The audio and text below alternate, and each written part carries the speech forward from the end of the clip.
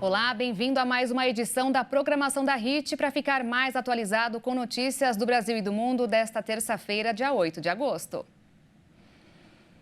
Vamos começar essa edição com a informação de que caiu o número de endividados do país. Ou seja, caiu o número de pessoas que fizeram qualquer tipo de compra em prestações. Em julho, a porcentagem ficou em 78,1%, mas ainda é maior do que no período pré-pandemia. As pessoas que menos fizeram compras foram as que têm renda de 3 a 5 salários mínimos. Mas, segundo a pesquisa da Confederação Nacional do Comércio, do total destes consumidores, quase 30% não terão condições de quitar as dívidas e passarão da categoria de endividados para inadimplentes.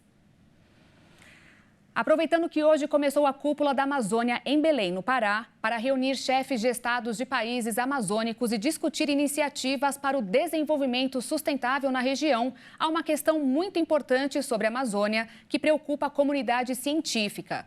Em 2029, é possível que a floresta atinja o ponto de não retorno. Isso quer dizer que a seca e o desmatamento contínuo faz ela perder cada vez mais a capacidade de resiliência. A Amazônia pode chegar a um estágio que não seja mais possível manter a cobertura vegetal suficiente para garantir a quantidade de chuva necessária para garantir a manutenção da própria floresta, provocando ainda mais seca e propensão para mais queimadas. Os resultados destacam a agropecuária como principal impulsionador do desmatamento do bioma, já que a quantidade de área florestal aumentou 3 vezes desde 1985, enquanto o desmatamento da floresta tropical para criar gado já é responsável por quase 2% das emissões anuais de gases de efeito estufa em todo o mundo. E agora, o Minuto da Economia desta terça-feira.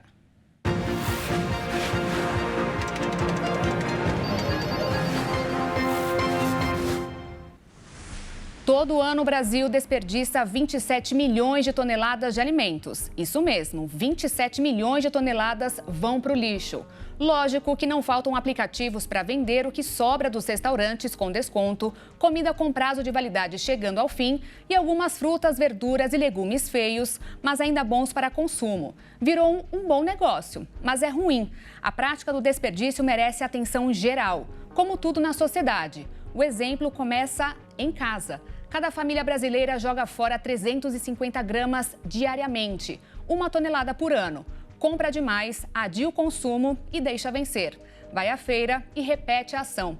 A mesma feira onde, depois da xepa, os feirantes não encontram alternativa, além de se livrar dos restos.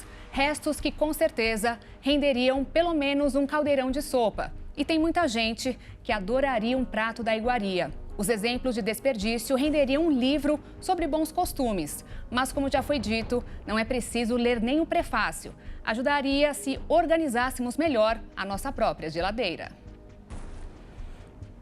A carga horária da formação geral básica, que são as disciplinas básicas ou obrigatórias, devem aumentar no novo modelo do ensino médio. Segundo o Ministério da Educação, a ideia é que a carga horária destinada a essas disciplinas passe de 1.800 para 2.400 horas. A proposta está no sumário com os resultados da consulta pública sobre o tema. Mais de 150 mil pessoas enviaram contribuições entre março e julho. Quando o novo ensino médio foi aprovado, em 2017, o modelo previa 3.000 horas-aula ao fim dos 3 anos de curso, sendo 1.800 para as disciplinas obrigatórias e 1.200 para as optativas. Mas a consulta pública indicou uma posição majoritária de críticas sobre o tempo destinado à formação geral básica e a necessidade de uma maior clareza em relação às disciplinas optativas. Com isso, o MEC propôs mais 600 horas para as disciplinas básicas obrigatórias, que incluem espanhol, arte, educação física, literatura, história, entre outras disciplinas obrigatórias.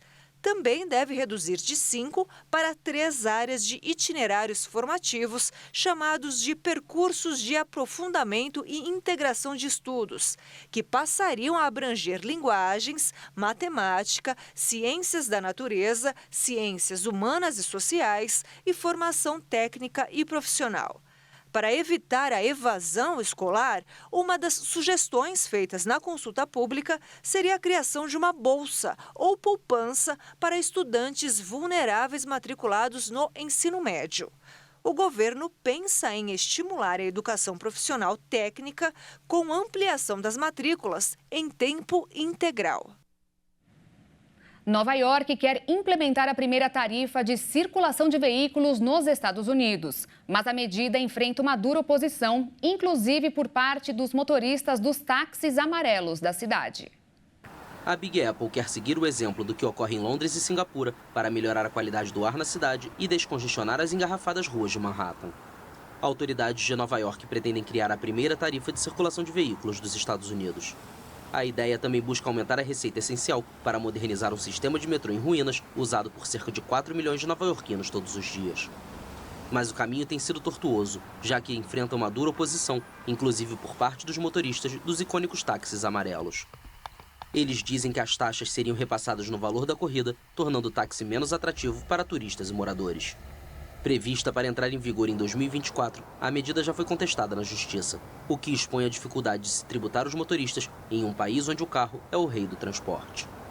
As autoridades insistem em que a cobrança da taxa ajudará o meio ambiente ao reduzir a poluição. Ela ainda tornaria o tráfego na agitada cidade mais eficiente, reduzindo o tempo de deslocamento. A Autoridade de Transporte Metropolitano de Nova York não definiu as tarifas, mas estuda cobrar $23, em torno de R$112 na cotação atual nos horários de rush. O preço seria de $17 para os momentos de menos fluxo. E olha só, se não tivesse imagem, eu também não acreditaria. Mas não é que um carro colidiu no topo de uma casa?